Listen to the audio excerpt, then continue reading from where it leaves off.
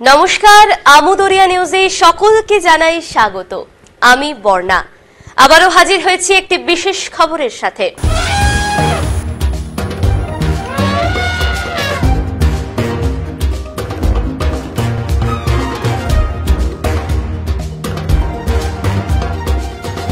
আসছে হাতি ও অভিযান। প্রতি শনিবার ঠিক রাত ৯টায় চোখ রাখুন আমুদরিয়া নিউজে। Amudariya news, voice of the marginal. Dakshin Dinajpur জেলা শাসককে ডেপুটেশন। ভারত জাকাত মাঝি পরগনা মহল পশ্চিমবঙ্গ রাজ্য মহলের ডাকে জেলা নেতৃত্বের তরফে গণ ডেপুটেশন দেওয়া হয়। দক্ষিণ দিনাজপুর জেলা শহর বালুরঘাট স্টেশন থেকে মিছিল করে গিয়ে হাজির হয় জেলা শাসকের দপ্তরে। ডেপুটেশন দেওয়ার পাশাপাশি জেলা শাসকের দপ্তরের সামনে জমায়েত হয়ে বিক্ষোভ সমাবেশও করে ভারত জাকাত মাঝি পরগনা মহল দক্ষিণ দিনাজপুর জেলার নেতৃত্ব।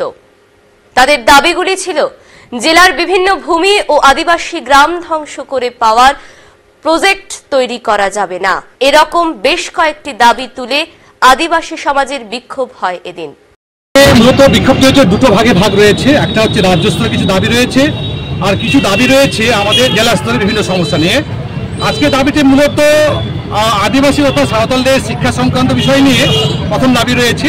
তার সঙ্গে জমি জমা রয়েছে, ফরেস্ট রাইট অ্যাক্ট রয়েছে, ল্যান্ড একুইজিশন অ্যাক্ট, এইসব জাতীয় রয়েছে। তো প্রথমত সাঁওতালি শিক্ষা, মূলত আদিবাসী এবং সাঁওতালি শিক্ষা যেহেতু এটি ভারতের সংবিধানের অষ্টম তপশিলিযুক্ত ভাষা, এটি 2003 সালের 22 ডিসেম্বর এটি লোকসভায় পাস হয়েছিল।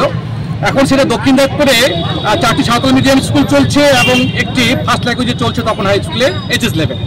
এবার সাঁওতালি মিডিয়ামের জন্য পৃথক সাঁওতালি বোর্ড না থাকার জন্য এটা ঠিকঠাক শিক্ষক রিক্রুটমেন্ট যেমন হচ্ছে না, তেমনি সাঁওতালি মিডিয়ামের ঠিকঠাক পরিকাঠামো গড়ে উঠছে না, এটি রয়েছে। এবং তপন হাই স্কুলে যেটা উচ্চ মাধ্যমিক স্তরে চলছে ফার্স্ট ল্যাঙ্গুয়েজ, সেটা পাস আউট হলে এবছর পাস আউট হলে তারা কলেজে কেমন করে ভর্তি হবে, তার জন্য আমরা 4টি দক্ষিণ দিনাজপুর কলেজে আমরা দাবি রেখেছি যেখানে সাঁওতালিতে অনার যেন শুরু হয়। ইতিপূর্বে আমরা বালুরঘাট কলেজে সেখানকার প্রিন্সিপালের সঙ্গে আমরা দাবি দেওয়া পেশ করেছি। আমরা পেশ করেছিলাম এখানে দক্ষিণ দিনাজপুর ইউনিভার্সিটির যিনি ভাইস চ্যান্সেলর রয়েছেন প্রাক্তন, ওনাকে দেওয়া হয়েছে। তার সঙ্গে সঙ্গে আমাদের রয়েছে স্থানীয় সমস্যার মধ্যে বড় সমস্যা রয়েছে তপন থানার অন্তর্গত, যেটি হচ্ছে রামপুর বড়দিঘি। সেখানকার স্থানীয় মানুষ চতুর্দিকে দিঘির পাড়ে বসবাস করে।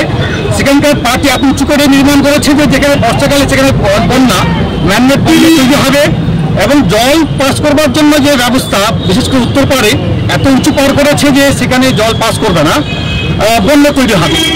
এইসব স্থানীয় সমস্যা রয়েছে এবং স্থানীয় সমস্যার মধ্যে মূলত আমাদের জমি জমা সংক্রান্ত সমস্যা আমাদের রয়েছে।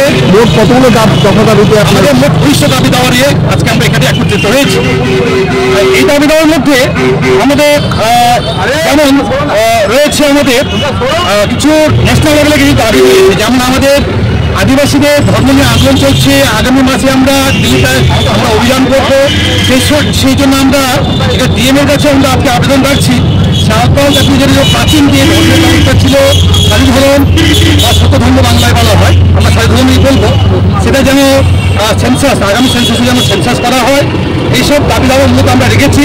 তার সঙ্গে সঙ্গে আমরা যেমন কিছু রাজ্যস্ব দাবি আমি বাদ রেখেছি, যেমন ছিল আমাদের ঠুকা ড্যাম পাওয়ার প্রজেক্ট, সেটা যেন বন্ধ করা হয়, না হলে সেখানটা অনেক মানুষরা কিন্তু সেখানে বাস্তুচ্যুত হচ্ছে বা সেখানে বাস্তুতন্ত্রের ভারসাম্য আমরা লক্ষ্য করতে পারছি। তার সঙ্গে বিবেচনাপত্রে যে কয়লা খনন শুরু হয়েছে বা হবে, সেখানে আমরা চাইছি সেখানে স্থানীয় মানুষদের সঠিক প্যাকেজ যেন প্রদান করা হয়। সঠিক প্যাকেজ মানে জমির পরিবর্তে জমি, কারণ জমির পরিবর্তে টাকা ঠিকঠাক না পেলে তারা সেখান থেকে বাস্তুচ্যুত হওয়ার ফলে পরবর্তীতে সেই টাকার পরিমাণে তারা কিন্তু কোনো জমি পান না, যার জন্য আমরা এইসব রাজ্য স্তরে বড় বড় দাবি দেওয়া নিয়ে এসেছি। আমার নাম রাজন হাসদা, আমি ভরজাগা মাঝি পারগানা মহলের লেভেলের দক্ষিণ দিনাজপুর থেকে এখানে আমি সুসরিয়ে মেনলি হচ্ছে ঘুষের কাজের জন্য আমি রিক্রুটেড।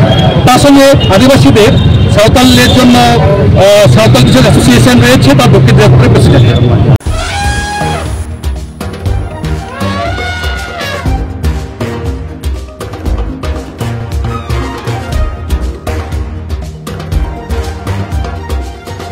আসছে হাতি ও অভিযান।